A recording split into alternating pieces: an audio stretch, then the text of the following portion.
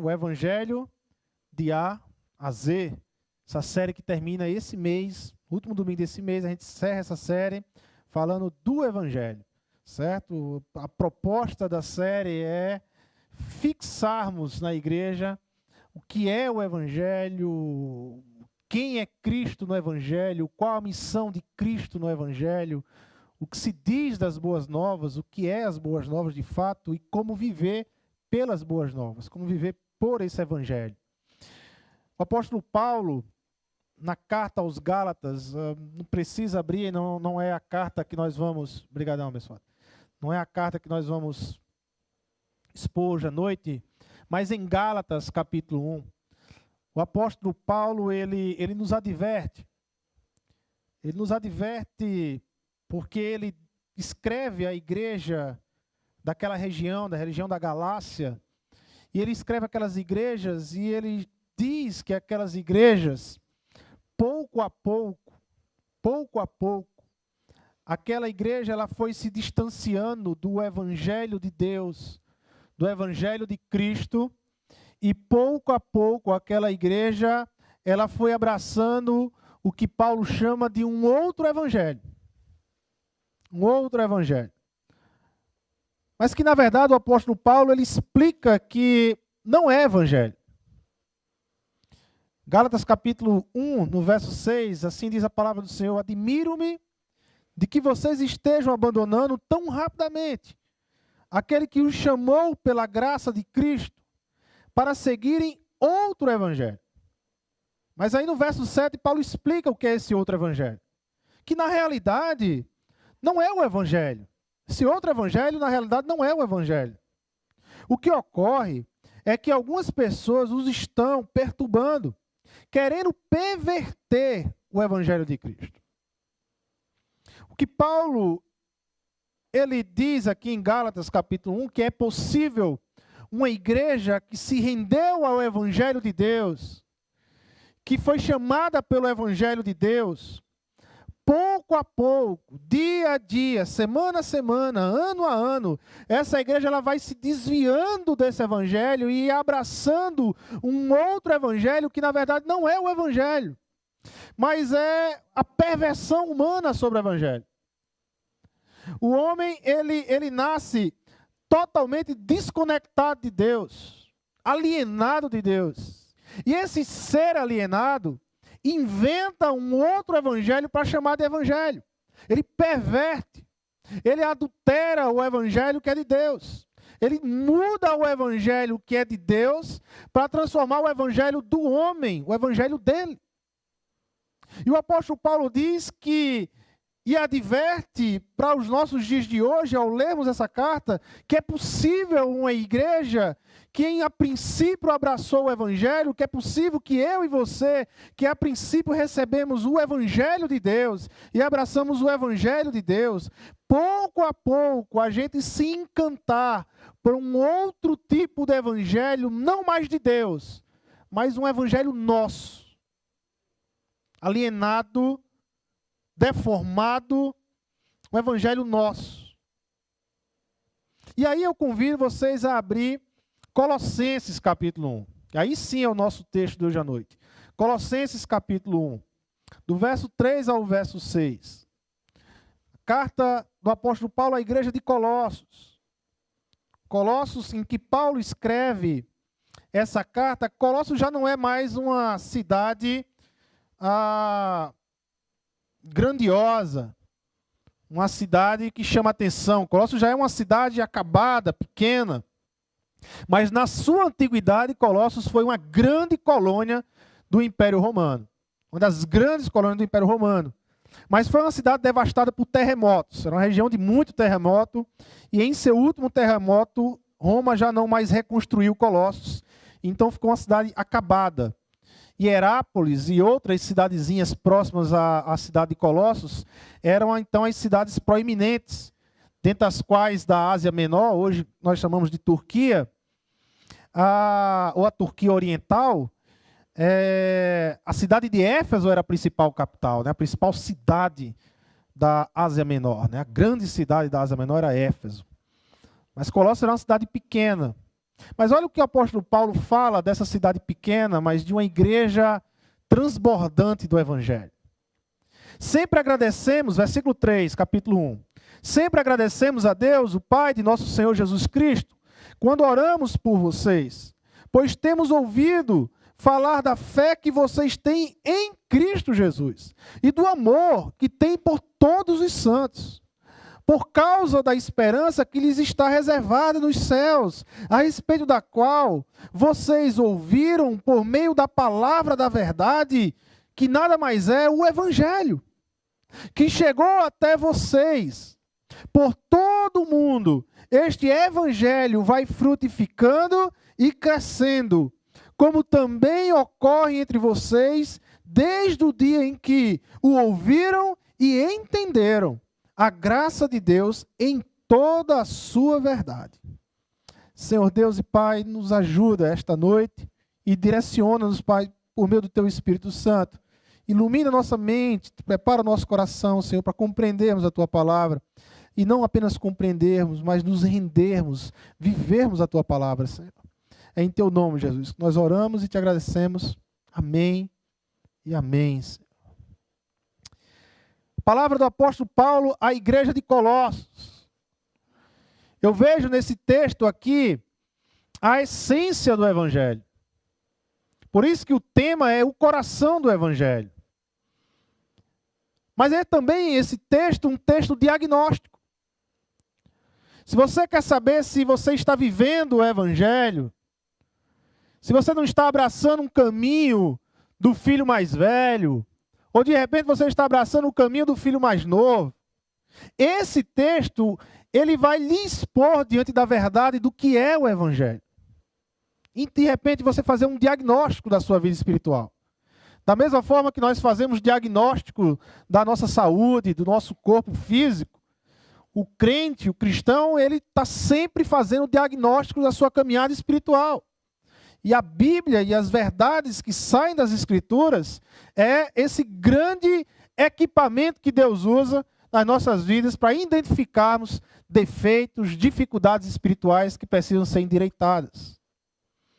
Então, a partir desse texto, podemos ver alguns sinais que o Evangelho de Cristo pode fazer na vida de uma pessoa, na vida de uma família, na vida de uma igreja, na vida de uma sociedade. O Evangelho que muda uma vida, muda sociedades. Primeiro ponto, em que você crê? Em que está baseado o Evangelho que você crê? O apóstolo Paulo ele vai dizer, olha, pois temos ouvido falar da fé que vocês têm em Cristo Jesus. A fé da igreja de Colossos não era uma fé num discurso filosófico. A fé da igreja de Colossos não é uma fé num discurso cerimonial do judaísmo, mas a fé da igreja de Colossos era uma fé em Cristo Jesus, era uma fé pessoal sobre uma pessoa e sobre uma obra de uma pessoa. E esse, eu diria que é o coração do Evangelho. Como você interpreta quem é Jesus e qual a sua missão, determina grandemente se você compreendeu o Evangelho de Deus. Como você interpreta Jesus, como você identifica Jesus e qual é a missão de Jesus, vai lhe dizer se você realmente entendeu o Evangelho de Deus ou não.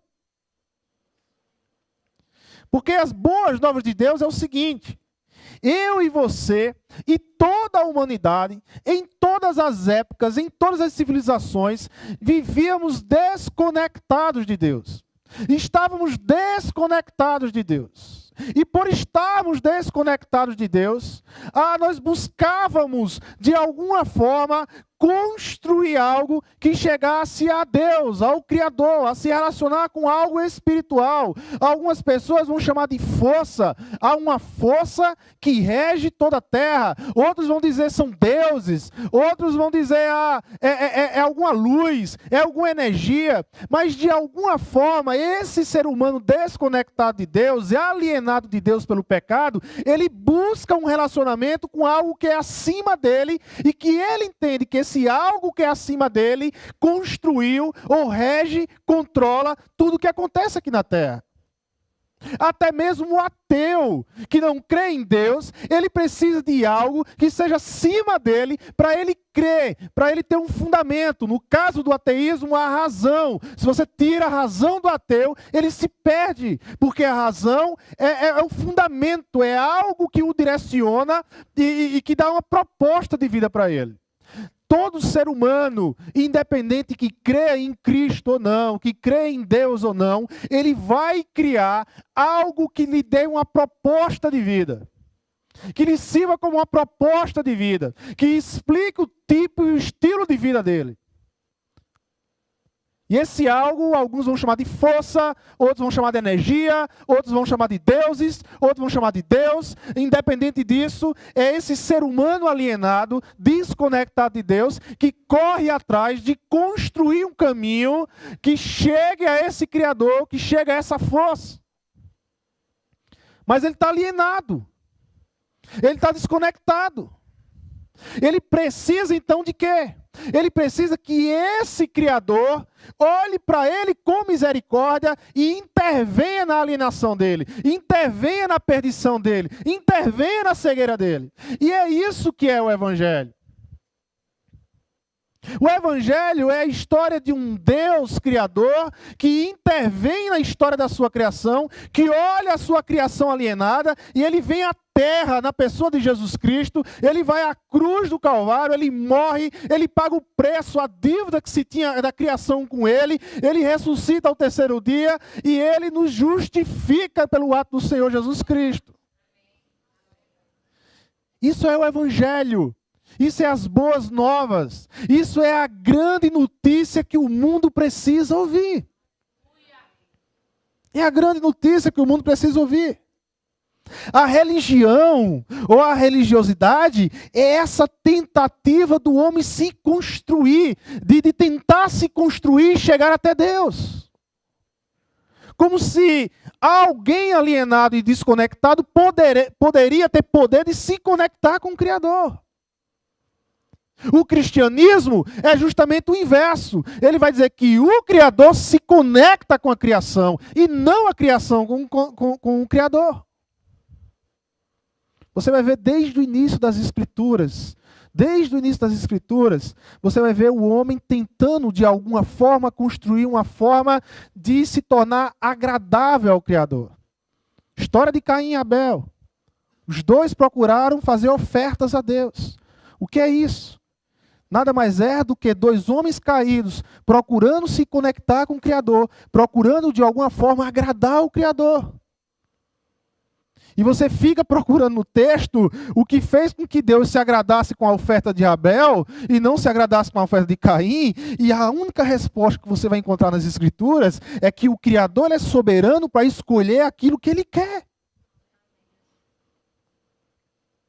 É aquilo que Ele quer. É como se Deus está dizendo, não é por vocês, não é vocês que vão atrás de mim, sou eu que vou atrás de vocês. Não há condição disso. Então o Evangelho é essa boa notícia. Não mais a ideia de você conquistar Deus, mas a ideia de ser conquistado por Deus. Não existe mais dívida. A dívida foi paga. Não há dívida. A dívida foi paga. Não há necessidade mais de sacrifícios, porque o sacrifício aceitável de Deus já foi feito há mais de 2000 anos atrás. Essa é a grande notícia do Evangelho. Por isso que é chamado de boa notícia. Não é uma média notícia, não é uma má notícia, é uma grande notícia. Em Mateus capítulo 28, quando Jesus envia seus discípulos para a grande comissão, acontece uma coisa interessante naquele texto de Mateus capítulo 28, que muitas vezes é despercebido para nós. Porque vivemos numa cultura totalmente diferente daquela época. E muitas vezes a nossa mente é totalmente, realmente desconectada da cultura das civilizações daquela época. Mas a estrutura que Jesus ele usa para chamar os seus discípulos à grande comissão é a mesma estrutura, o mesmo formato quando os grandes reis da antiguidade usavam para enviar os seus súditos para uma missão. Jesus ele usa a mesma estrutura. Os reis da antiguidade, quando saíam do seu trono para iniciar uma guerra, eles enviavam mensageiros e convocavam todas as cidades escravas, dominadas, que pagavam impostos, para se juntarem ao esse rei para uma grande batalha. E as cidades, algumas vizinhas, outras distantes, que se negavam a ir com esse rei para a grande batalha, quando esse rei voltava, e ele vai voltar, o rei então, ele se encontrava, ele passava nessa cidade que negaram ajuda a ele, e ele julgava essas cidades pessoalmente pela negação do chamado deles.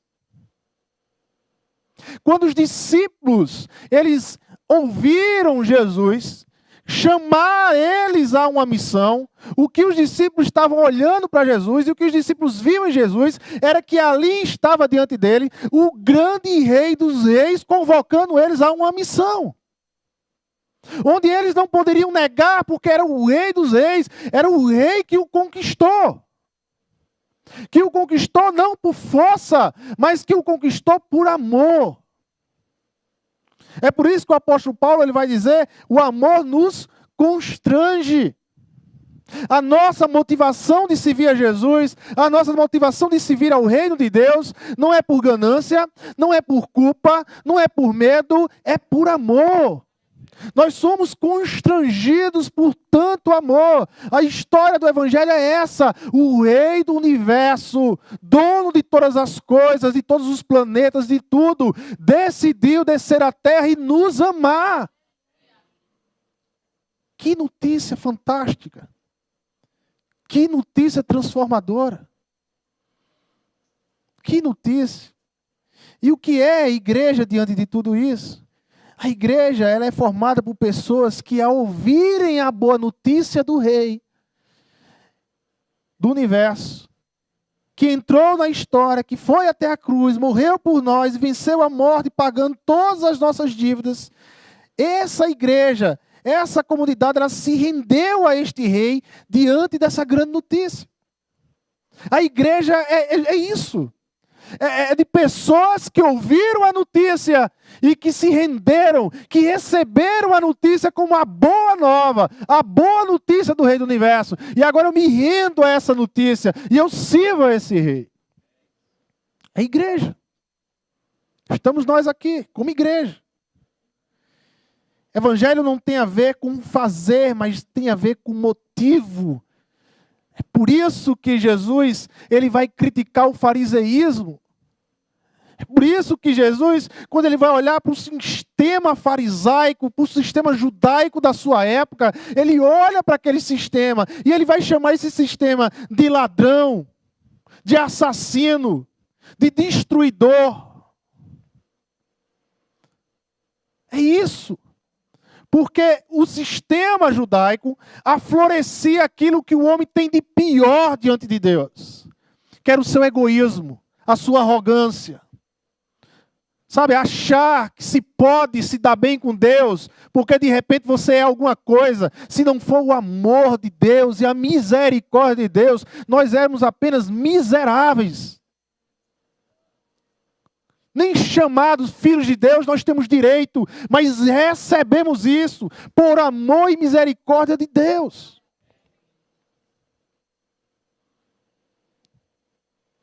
E aí, traz a uma reflexão, por que estamos servindo? Qual é o motivo de eu servir? Por que eu estou aqui? O porquê segunda-feira eu vou acordar e para quem eu vou viver a segunda-feira? Para quem eu estou vivendo a terça? Para quem eu estou vivendo a minha quarta, a minha quinta, a minha sexta? Para quem eu estou vivendo os meus dias? Aquela historinha das pedras, do carregar as pedras dos discípulos. Para quem eu estou carregando as pedras? Eu estou carregando as pedras para Cristo ou para mim? Evangelho tem a ver com motivação. Não ativismo, mas motivação. Todo e qualquer ativismo pode se tornar doentio e perigoso se a motivação não for amor a Cristo, Amor ao reino de Deus. No versículo 6, o apóstolo Paulo ele nos traz dois verbos diagnósticos do evangelho. O apóstolo Paulo diz assim, no verso 6, que chegou até vocês por todo o mundo, esse evangelho vai frutificando e crescendo. Aonde o evangelho chega, duas coisas acontecem. Ele frutifica e ele gera crescimento. Aonde o evangelho chega, ele frutifica e gera crescimento. É da natureza do evangelho. É da natureza do evangelho. Primeiro, frutificar tem a ver com gerar frutos que não tínhamos antes. O segundo é crescer, tem a ver com multiplicar, com expandir, com apresentar o reino lá fora, o evangelho lá fora e expandir esse evangelho lá fora. É alcançar vidas mesmo. Aonde o evangelho chega, ele frutifica, ele muda a minha vida, mas ele impacta a vida de outros, ele alcança a vida de outros. Vamos clarear mais essa ideia de evangelho. O evangelho ele é transformador. Transformador. Quando a pessoa ele ouve o evangelho, quando a pessoa ele compreende o evangelho, ele entende o que é o evangelho. Esse evangelho o transforma de dentro para fora. Ele não muda apenas a sua característica externa, ele não muda apenas a aparência, mas é uma transformação que é gerada de dentro para fora. Uma pessoa transformada de dentro para fora pelo evangelho, ele se torna um marido melhor, ele se torna um pai melhor, ele se torna um profissional melhor. O evangelho não muda só o seu estilo de igreja. Eu saio do prédio A e vou para um prédio B. Eu deixo de algumas características externas e agora eu encontrei outras características externas. Antes eu não carregava a Bíblia, agora eu carrego a Bíblia. O evangelho não muda só isso. O evangelho é muito mais profundo. O evangelho lhe torna um pai melhor, lhe torna um marido melhor, lhe torna um profissional melhor, lhe torna uma mãe melhor, uma esposa melhor, um filho melhor. Se você não está sendo um filho melhor, que tipo de evangelho é esse que você está abraçando? Se você não consegue ser um pai melhor, que tipo de evangelho é esse que você não está abraçando? Que caminhada é essa? Que compreensão é essa de evangelho que não muda o coração? Por isso que o apóstolo Paulo ele vai dizer, vocês ouviram e vocês entenderam o evangelho. O evangelho de Deus, ele também produz outra coisa. O evangelho de Deus, ele produz crescimento. O pastor Hernandes Dias Lopes, ele vai dizer duas coisas bem interessantes. Ele vai dizer que a igreja não pode viver a numerolatria. Igreja que faz tudo por números, por quantidade de membros, fica naquela perseguição de quantos membros temos. Mas a igreja também não pode ter numerofobia. A igreja não pode ter medo de número de pessoas. Por quê? Porque o evangelho é o poder de Deus para transformar e para salvar a vida daquele que crê. Portanto, eu creio que o evangelho é o poder de Deus suficiente para salvar toda a cidade de Natal. Talvez não salve porque nessa expansão você tem o controle e a vontade de Deus. A soberania de Deus. Mas tem poder suficiente para salvar o mundo, o universo. O evangelho ele se espalha, é natural. Quando uma mulher, ela sabe que está grávida, o que é que ela faz com essa notícia? Ela se cala, ela se silencia, ela decide não contar a ninguém? Não. Ela vai contar o marido, ela vai contar os pais, ela vai espalhar a boa notícia que ela está grávida. Quando você passa num concurso, num vestibular, num concurso da vida, o que é que você faz? Você se cala? Você não se cala. Você vai contar a sua esposa, vai contar o seu esposo, você vai contar os amigos, você fala a boa notícia. O evangelho é a boa notícia. O evangelho ele se espalha naturalmente. O evangelho ele não precisa de métodos. Eu não sou contra métodos, mas entenda, o evangelho ele é natural, ele é essencial, ele não precisa de métodos. O evangelho ele se espalha na vida. Eu me relaciono com Emmanuel, o evangelho chega a mim, ele me impacta, eu fico vibrante com o evangelho. Dentro do meu relacionamento com Emmanuel, eu introduzo o evangelho que vai chegar na vida dele e como uma pólvora arriscada sai correndo. E vai queimando os corações das pessoas. Por isso que o pastor Marcelo ele usa muito esse termo. O evangelho é a igreja, o evangelho é vida na vida. Porque é assim, você olha para a igreja do Novo Testamento, como é que ela começa? Não tem metodologia, a gente fica atrás de método. O grande método daquela igreja era ter comunhão, ser vibrante com o evangelho, feliz com o evangelho. Deus do céu, algo muito precioso, muito impactante, muito grandioso aconteceu entre a cruz e o início da igreja. Quando você olha para Jesus crucificado, você tem discípulos de cabeça baixa. Todo mundo corre, todo mundo abandona. Pedro vai pescar, todo mundo fica nas suas casas, todo mundo fica com medo de ser o próximo preso, o próximo a cabeça a rolar. Há um abatimento total. Aí você entra na carta de Atos, no tratado de Atos, né? A carta histórica aqui de Lucas. Aí você começa a ler Atos. Aí você vê os apóstolos felizes, vibrantes, sofrendo perseguição, ameaça, apanhando, e não estão nem aí, e se tornam dignos por sofrer pelo Evangelho, por sofrer por Jesus Cristo. Gente, alguma coisa muito gigante aconteceu para mudar essas emoções. Uma hora você tem discípulos caídos, outra hora você tem discípulos determinados a não parar de falar do Evangelho. O que é que acontece? Cristo ressuscitou ao terceiro dia. Esses homens não conseguem se calar diante do que eles viram. Eles viram Jesus morrer, mas eles viram Jesus viver depois, comer com eles, conversar com eles. E não tem notícia maior e mais impactante para esse mundo.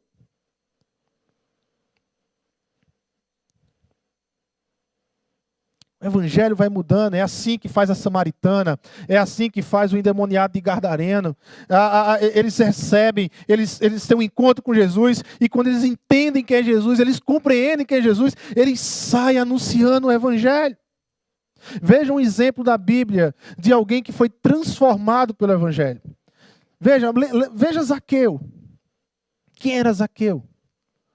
Zaqueu ele era um coletor de impostos, corrupto, um sujeito mal visto pela sociedade, mas quando Jesus ele passa debaixo daquela árvore e ele diz a Zaqueu: Zaqueu, hoje eu vou ficar com você na tua casa. Sabe qual é a chance de Zaqueu continuar sendo a mesma pessoa depois de Jesus o chamar? Zero. Ninguém fica do mesmo jeito quando se encontra com Jesus. Ninguém. Foi assim com a minha vida e com a tua. Nós estávamos andando, sem nenhuma percepção, sem nenhuma compreensão profunda de quem é Jesus na nossa vida. Mas um dia Jesus olhou para mim e para você e diz: olha, eu quero você. Quais são as chances de eu e você sermos o mesmos depois que Jesus nos chama? Nenhuma. Somos transformados. E naquela noite, no meio de um jantar, Zaqueu se levanta e diz: mestre, eu quero devolver todo o dinheiro que eu roubei, até hoje, 4 vezes mais, e a metade que eu tenho eu quero dar para os pobres. Um homem que amava o dinheiro, que amava o material, mas que agora ele olha para o próximo com dignidade, e ele quer dar ao outro dignidade, ele se desfaz de tudo isso. Deus do céu, nenhuma ideologia política construída por homens aqui na terra é capaz de mudar um homem dessa forma. Só o poder do evangelho quando entra no coração do homem.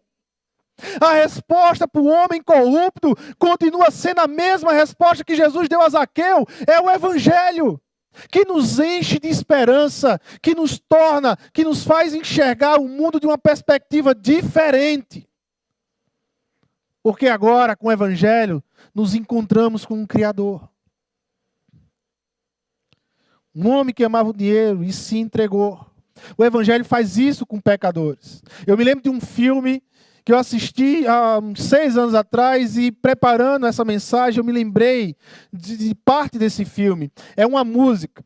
É um produtor musical que está em falência, a total falência, e aí a tia dele morre em um outro estado lá.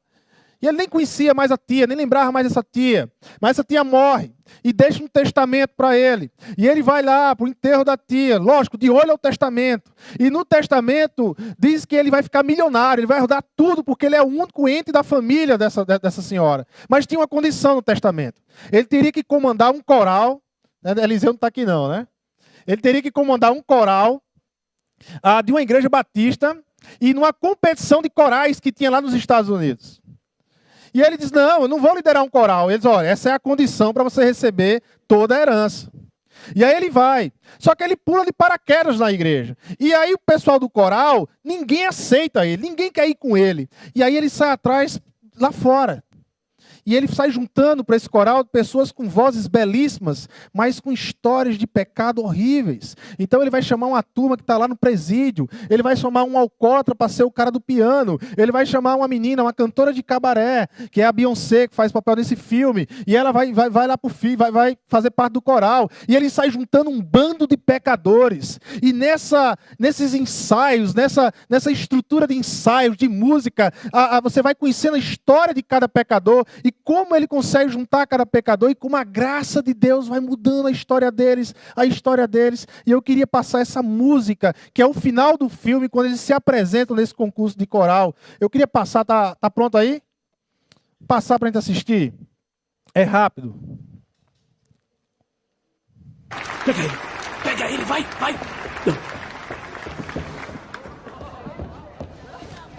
3, 4.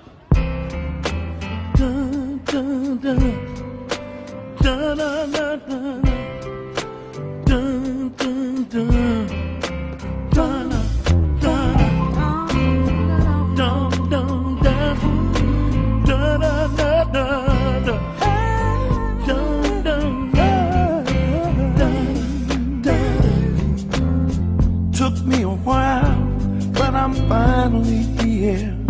So I just wanna testify, make it crystal clear.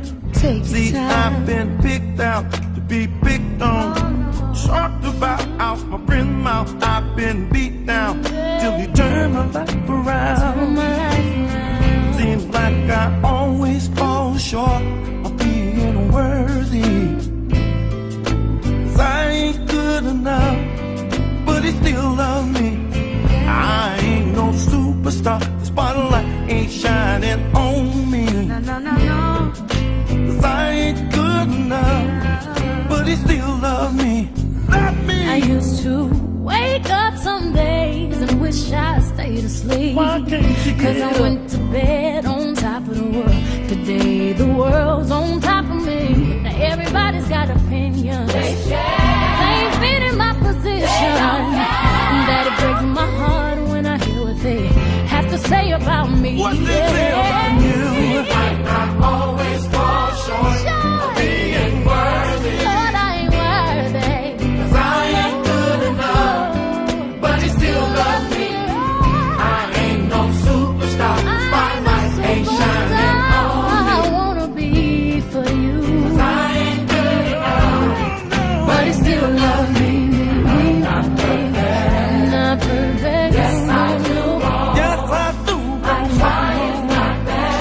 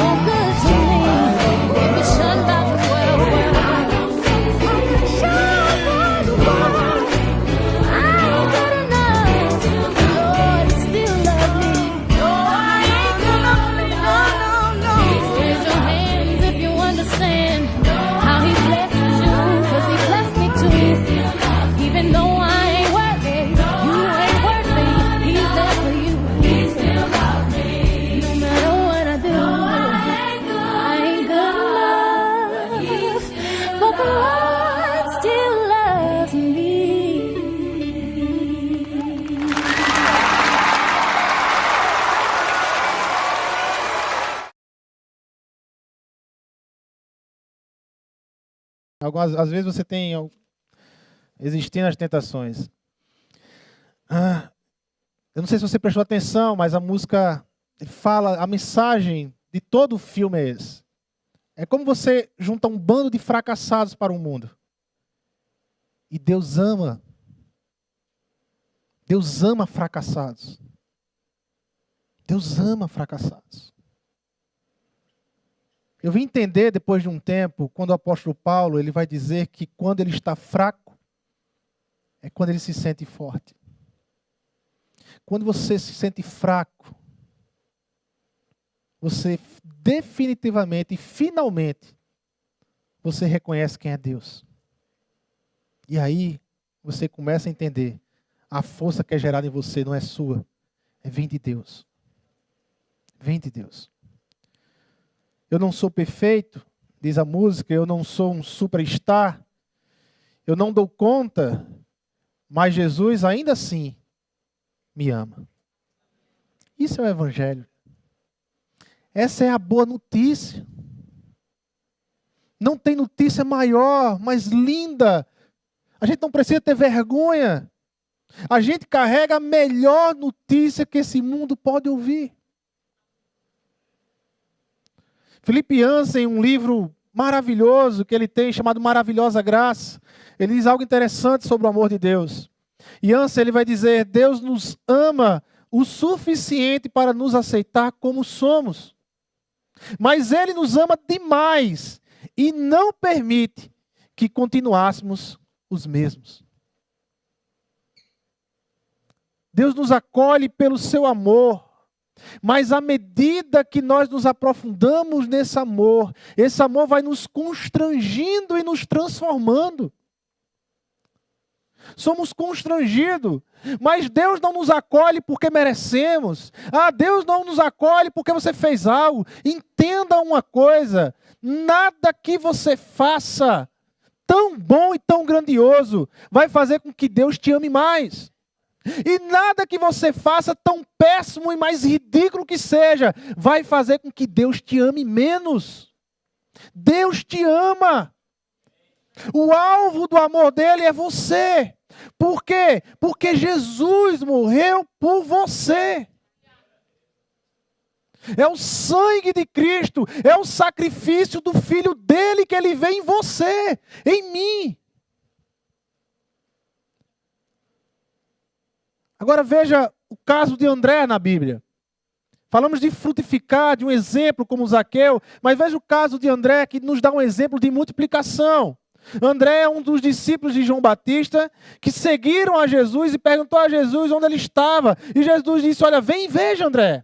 E André foi, e eu fico imaginando o que é que André conversou, o que é que Jesus conversou com André, o que é que Jesus mostrou a André. Aquela conversa tão impactante ao ponto de que quando André deixou Jesus, a primeira coisa que a Bíblia diz que André faz é, vai atrás do seu irmão Pedro. E ele vai dizer a Pedro, Pedro, vem ver o que eu vi, vem ver o que eu aprendi, vem ver o que eu descobri. Pedro, vem ver as boas notícias, eu não consigo mais parar de falar. Ele corre para o irmão que trabalha com ele e diz, vem Pedro, você precisa ver, você precisa ouvir e ver com seus olhos. Vai multiplicando. O evangelho se desenvolve a partir de relacionamentos que são invadidos pelas boas novas. Que são invadidos pela boa notícia de um Deus que nos ama.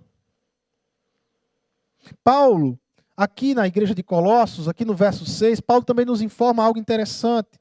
Paulo diz, desde o dia em que ouviram e entenderam. E aqui Paulo ele coloca dois passos distintos de como o evangelho chega e necessários para que esse evangelho seja transformador e impactante em nossas vidas. O primeiro é ouvir, mas o segundo é entender. Não basta ouvir o evangelho, você tem que entender o evangelho.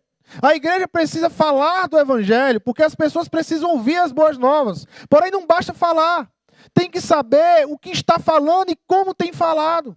Às vezes nós queremos falar do evangelho lá fora com a linguagem daqui. Sei que as pessoas não vão compreender o nosso linguajar, o evangeliquez que nós aprendemos aqui. Muitas vezes com a nossa linguagem daqui, e aí você chega lá, cheio de linguagem de evangélico, de coisa que ele escuta, mas ele não entende. Ah, mas eu falei de graça para ele, sim, mas ele não sabe nem o que é graça. Você vai ter que explicar o que é graça. Você vai ter que mostrar, a partir das experiências dele lá fora, o que seria graça. Por isso que é fantástico o livro do Yancey, o Maravilhosa Graça, porque Yancey ele vai falar de graça nesse livro a partir de histórias reais que acontecem aqui na Terra. E a cada história ele vai terminar dizendo, olha, isso é graça. Isso é graça. Uma história fantástica no capítulo 5 de Maravilhosa Graça. O título Pai Cego de Amor. É o título do capítulo 5 de Maravilhosa Graça. Yancey vai contar a história de um pai que a sua filha rebelde deixa a casa aos 13 anos, 14 anos. E ela é uma menina muito rebelde, e ela foge de casa. E ela vai viver, ela quer viver a vida dela. E essa menina, então, ela é acolhida por um gigolô. Se apaixona por um gigolô. E o gigolô usa a vida dessa menina e a prostitui. E a lança no meio da prostituição. E quando ela ainda é boa, nova, ela ganha muito dinheiro. Vai viver em hotéis 5 estrelas. Ela ganha muito dinheiro. Mas aí ela pega uma doença. Ela pega AIDS. Ela pega tuberculose. Ela já não serve mais para o gigolô. Ela vai saindo dos hotéis 5 estrelas e vai caindo em albergues, em pousadazinhas, até virar uma garota de programa de rua. Até ela não aguentar mais, história verídica, né? Ele vai falar dessa família. E ela corre para o pai, ela liga, o pai atende, e o pai sabe que é ela não consegue falar, ela só chora. E o pai diz, minha filha, a gente mora no mesmo local, venha para casa. E ela vai para casa. E ela não sabia o que estava esperando em casa. Ela esperava correção. Ela esperava um pai mais frio. Mas quando ela chega em casa, ela se depara com a grande festa que o pai tinha produzido para ela. O pai chamou os vizinhos. A família toda estava lá. A avó que morava no outro estado viajou para receber ela. Essa menina foi acolhida. E Yancey vai dizer que pela primeira vez, ela experimentou o que é graça. Ela não merecia. Ela plantou para colher outra coisa diferente. Mas ela recebeu graça da família. Recebeu amor, perdão, abraço, carinho. Graça. É isso que nós recebemos. Portanto, a gente tem que saber comunicar o Evangelho.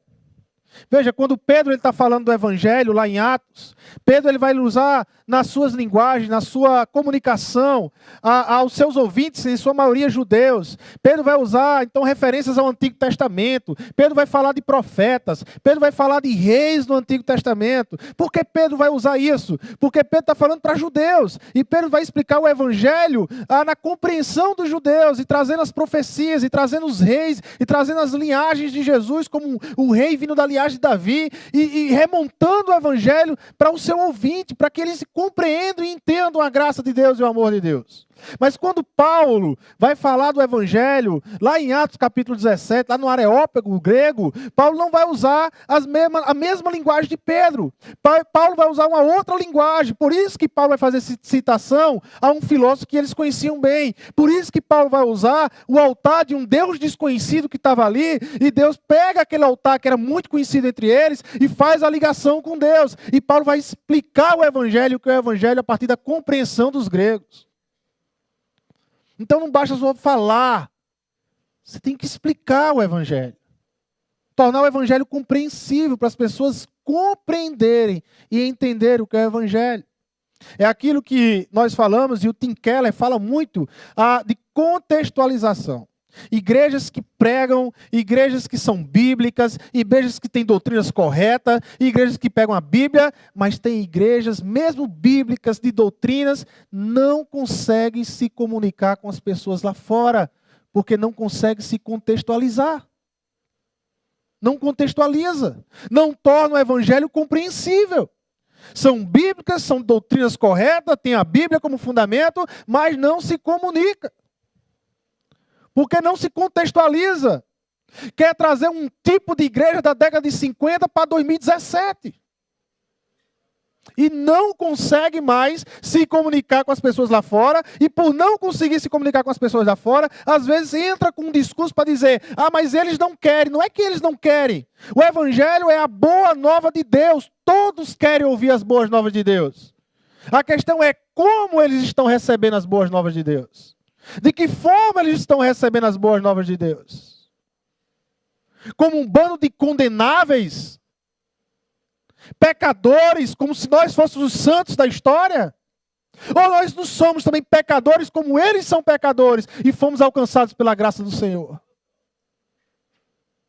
Como diz a música, né? A Beyoncé vai dizer: aos olhos de Deus, todos nós somos iguais. Paulo, ele termina o verso 6 dizendo algo muito interessante aqui. O evangelho vai frutificando e crescendo, como também ocorre entre vocês, desde o dia em que vocês ouviram e entenderam a graça de Deus. Entenderam o quê? A graça de Deus em toda a sua verdade. Lute pela verdade da graça na sua vida. Como igreja, nós devemos lutar o tempo todo que o evangelho da graça seja a essência e o centro dessa igreja. Lute por isso. Plena verdade. Timothy Keller, ele afirma que estamos diante de uma grande luta. O Tim Keller, em um dos seus livros, ele vai dizer assim: assim como Cristo morreu entre dois ladrões, a compreensão do evangelho de Deus convive constantemente diante de nossas mentes e corações. A tensão de dois ladrões, a saber, o ladrão da religiosidade e o ladrão da licenciosidade. Dois ladrões que estão o tempo todo disputando o nosso coração, querendo roubar de nós o evangelho da graça. O ladrão da religiosidade, que tem como foco regras e normas. Ele só vive em regras e normas. Regras e normas. O problema não são as regras e normas. O problema é que, como o foco é regras e normas, ele esquece a motivação. E a motivação começa a ser uma motivação que não é a de Deus, não é amor. E se não é amor, é humana, não vem de Deus, não é evangelho de Deus, não é evangelho de Cristo. Esse é o problema. Você não gosta de regras e normas? Não, eu não sou um antinominista. Eu não sou contra regras, eu não sou contra normas. Mas a minha questão é o que te motiva a isso. O que motiva você a cumprir isso? O que motiva você a cumprir essa regra? O que motiva você a cumprir essa norma? Qual é o motivo disso? É amor. É amor que você tem por Deus. É amor que você tem por Cristo. É amor que você tem pelo seu irmão. É amor. Porque se não é amor, não é evangelho de Deus. Não é evangelho de Deus. A motivação é se tornar aceitável diante de Deus. O religioso, ele sempre está buscando ser aceitável diante de Deus. Ele sempre está buscando fazer sacrifício diante de Deus. Ele sempre está buscando, ele não se sente aceitável por Deus. A ficha não caiu. Gente, Deus do céu, o evangelho é essa boa notícia. Deus lhe ama, apesar de você ser fraco como eu sou fraco, apesar de você ser torto como eu sou torto, Deus lhe ama. Você não precisa mais lutar para ser aceitável de Deus. Você já é aceitável de Deus. Não por você, não por méritos seus, mas pelo sacrifício de Jesus Cristo na cruz do Calvário. É isso que lhe torna aceitável. É isso que lhe torna alvo, instrumento do amor de Deus aqui nessa terra. Deus, Ele nos deu o melhor dEle. Não existe nenhuma bênção que lhe falte, que seja alguma coisa pelo menos igual a Jesus. Você já tem todas as bênçãos celestiais que Deus poderia lhe dar, Jesus Cristo. É independente do que você vai conquistar, é independente do que você vai ser, é independente se você vai ser um fracassado profissional, se você vai ser um grande profissional, independe, você tem Jesus. Não permita que o mundo fique ditando quem é você. Se Deus já lhe disse quem é você, meu irmão. Não permita isso. Deus já disse quem é você. Já lhe posicionou diante dele. Não por méritos, mas pela obra de Jesus Cristo. As mudanças sempre são disciplinas e esforço pessoal. Para o religioso, as mudanças não vêm pelo Espírito Santo de Deus, não vêm por deixar Deus agir, mas sempre tem que ter um esforço. É algo, é uma atividade, é uma disciplina. Sempre está buscando, não se deixa ser usado pelo Senhor. Não se rende ao Senhor. A mensagem é sempre aquela que o pastor Marcelo cantou, a musiquinha, né, que a gente canta para as crianças. Cuidado, Deus está te olhando. A mensagem do religioso é sempre essa. Deus está te olhando, Deus está te olhando, Deus está te olhando. Sabe de uma coisa? Quando a gente precisa estudar bactérias no nosso ecossistema, a gente vai precisar de um telescópio, de algo para que a gente consiga enxergar um ser que nem aparece visivelmente para a gente. Diante de Deus, eu creio, entre o Criador e a criatura caída, nós somos piores do que bactérias. Mas sabe qual é o telescópio que Deus usa para nos enxergar? É a cruz de Cristo. E quando Deus pega a cruz de Cristo para enxergar cada um de nós, Ele nos vê como filhos dignos do amor dEle. Filhos dignos de ser amado pelo Pai. Porque é pela cruz que Deus nos enxerga. É pela cruz que Deus tem olhado para mim e para você. Não é por mim, não é direto em mim, mas é pela cruz que Ele tem olhado para mim e para você. E isso faz toda a diferença no nosso relacionamento com o Pai. Cruz de Cristo. E tem o ladrão da licenciosidade. O outro ladrão é o ladrão da licenciosidade.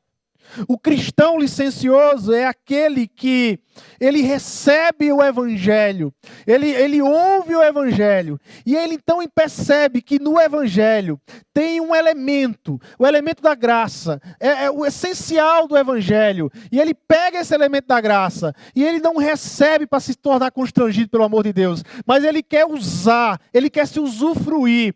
O licencioso, ele é um crente extremamente egoísta, ele só pensa nele, ele só pensa tanto nele, que ele olha para a igreja e diz, essa igreja não é boa o suficiente para eu estar nela, essa igreja não, eu vou ficar aqui, levar o meu evangelho sozinho, isolado na minha casa, porque em casa também eu posso ser cristão. Que história é essa de viver numa comunidade de pessoas cheias de defeito, religiosos, outros que são imorais, outros que são pecadores, outros, ou seja, ele vê o defeito na igreja, e ele se sente o perfeito. O licencioso é aquele que não consegue viver em comunidade, porque ele não consegue amar ninguém, ele ama a si próprio. Ele só consegue fazer aquilo que dá na cabeça dele. Ele até reinterpreta o evangelho a favor das condições dele. Ele não quer ser transformado pelas escrituras, ele quer transformar as escrituras a favor do que ele pensa e do que ele quer. É o cristão licencioso. Ele não quer viver uma vida interdependente, que é a vida que o Evangelho nos leva. Eu dependo do meu irmão depende de mim, e nós decidimos nos caminhar junto, onde quando um cai o outro está para levantar, onde quando um está fraco o outro está forte, onde quando o outro cai está para levantar. Há o perdão no meio da igreja, há a liberação de graça no meio da igreja, mas o licencioso não quer viver isso. O licencioso ele não quer viver isso. O licencioso, ele tem algo em comum com o religioso. Eles não conseguem amar ninguém. Eles amam a si próprio. E tudo que eles fazem por si próprio. Eles até entendem a verdade. Eles até escutam a verdade. Eles até conhecem as doutrinas que saem das Escrituras, mas sem amor. Você conhece um povo na Bíblia que viveu verdade sem amor? Os fariseus.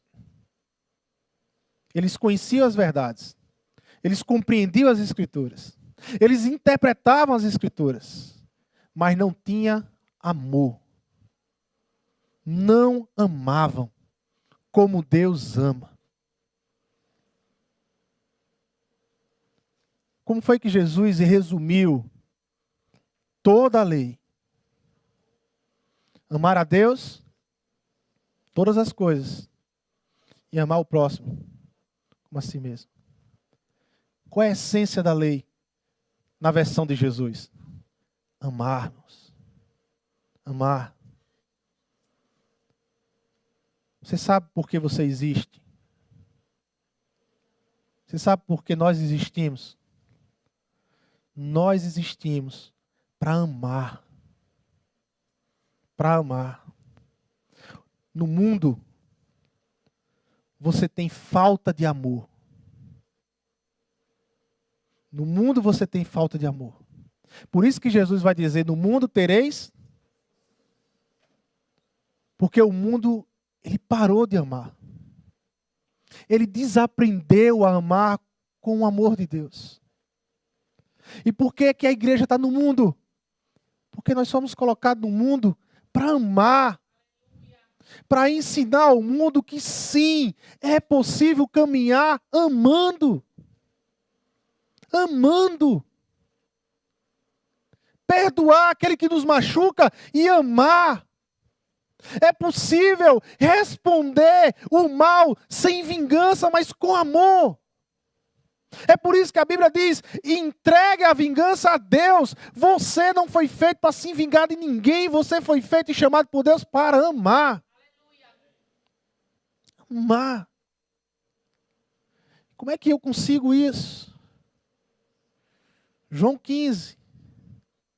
Se o ramo estiver ligado na videira, ele vai poder produzir frutos.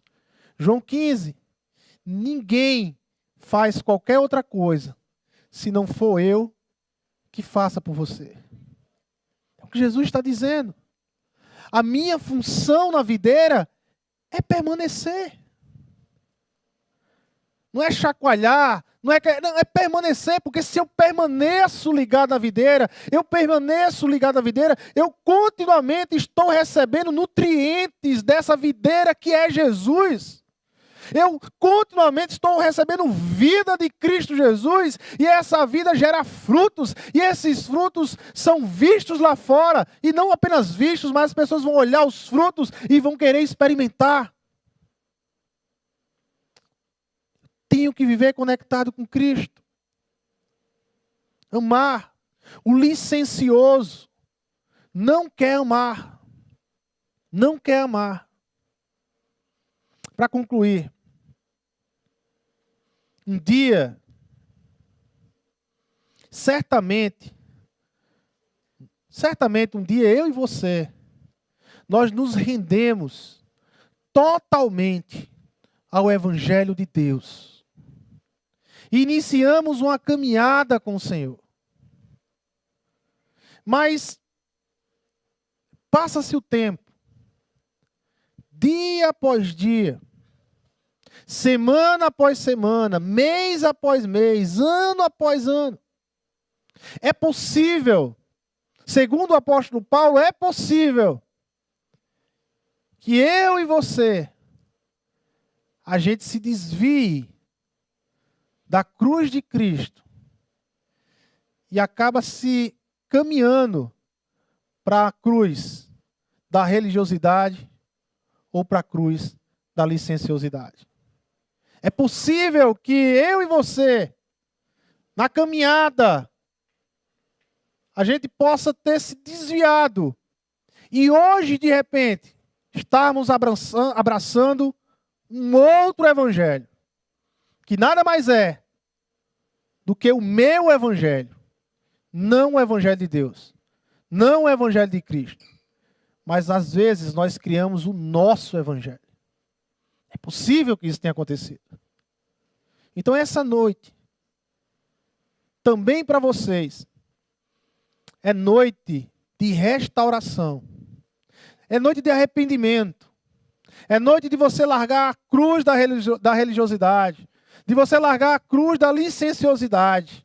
E voltar-se à cruz de Cristo. A cruz da graça. Do Evangelho. Mas também possa ter aqui pessoas que têm vindo domingo após domingo, ouvindo a palavra, se impactando com a palavra, com os louvores, ouvindo o Evangelho, sendo cercado pelo Evangelho, cercado pelo Evangelho, cercado pela graça, mas que ainda não rendeu o coração a esse Evangelho. Que ainda não tomou Cristo Jesus como Senhor e Salvador de sua vida. Esta noite, Deus tem lhe dado mais uma oportunidade de ser noite de libertação na sua vida. Dia de libertação. Dia de comemorar com Deus. Finalmente, eu me libertei de mim mesmo e agora eu quero viver o Cristo Jesus na minha vida. Possa ser que essa noite seja seu dia. Nós vamos orar agora. E agora é um momento pessoal, seu com Deus. É o seu momento com Deus. Esquece quem está do seu lado. Tenha o seu momento com Deus. Fecha seus olhos. Se é noite para se restaurar, que se restaure aí, meu irmão. Se restaura aí, quebranta teu coração aí. Se é noite para se libertar, para entregar o seu coração a Jesus Cristo como Senhor e Salvador, entrega o seu coração aí. Entrega, reconhece Jesus como seu Senhor, como seu Salvador, como aquele que veio agora para dar sentido e propósito para a sua vida. E entrega, e depois me procura. No final do culto me procura para dar um abraço, para podermos orar, conversar um pouco mais sobre o Evangelho. Vou ter a maior alegria de conversar com você sobre o Evangelho. Feche seus olhos.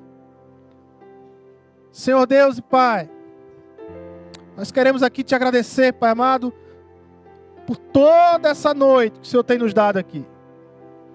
No momento do culto, os louvores, Senhor, que nos levaram, cada louvor, a compreender a profundidade do Teu amor sobre nossas vidas.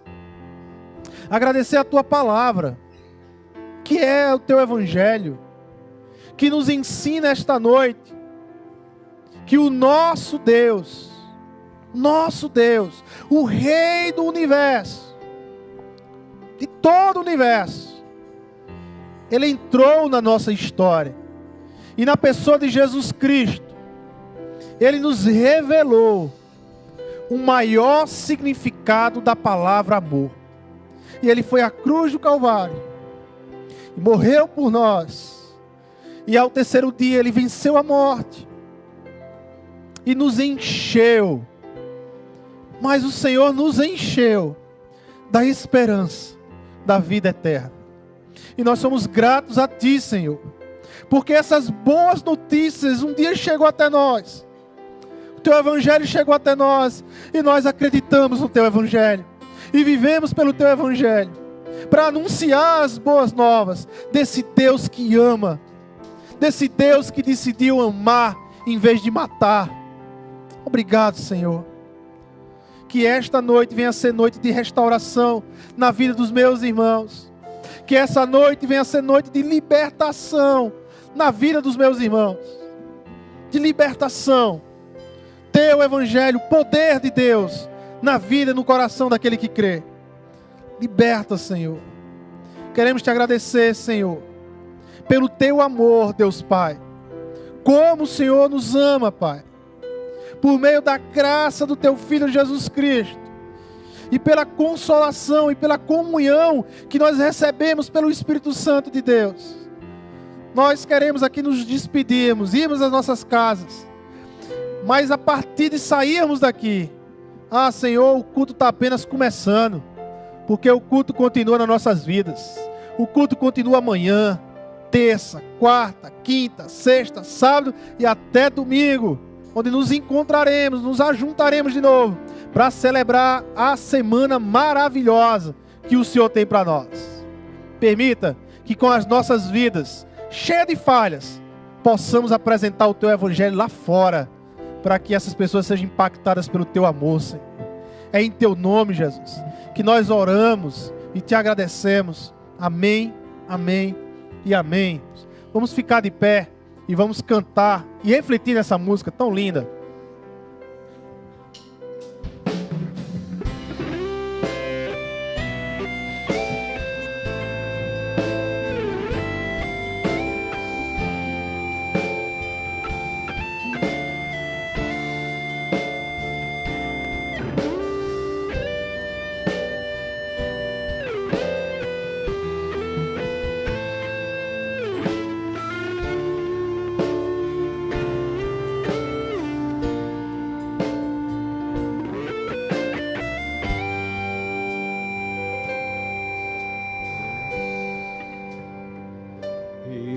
sinto um verdadeiro espanto no meu coração em constatar que o Evangelho já mudou.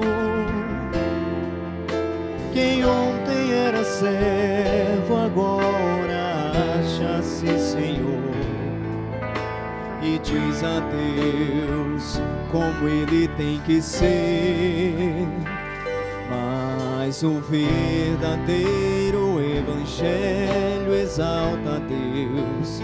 Ele é tão claro como a água que eu bebi, e não se negocia a sua essência e poder. Se camuflado a excelência perderá. O Evangelho é que desvenda os nossos olhos e desamarra todo nó que já se fez. Porém ninguém será liberto sem que clame arrependido aos pés de Cristo, o Rei dos Reis.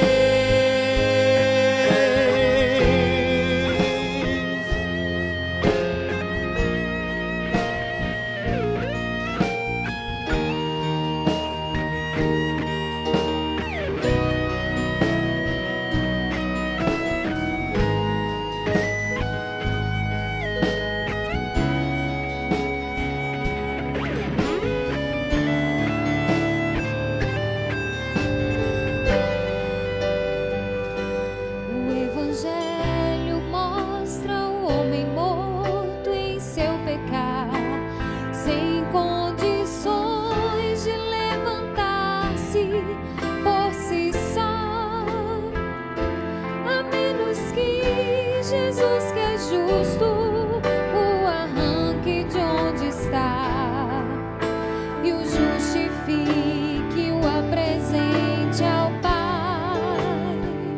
Mostra ainda a justiça de um Deus que é bem maior que qualquer força ou ficção, que não seria injusto se me deixasse perecer, mas soberano em graça me escolheu. E é por isso que eu não posso me esquecer, sendo seu servo, não lhe digo o que fazer, determinando ou marcando hora pra acontecer o que sua vontade mostrará. O Evangelho é que desvenda os nossos olhos e desamarra todo nó que já se fez. Porém ninguém será liberto sem que clame arrependido aos pés de Cristo, o Rei dos Reis. Porém ninguém será liberto sem que clame arrependido aos pés de Cristo, o Rei dos Reis.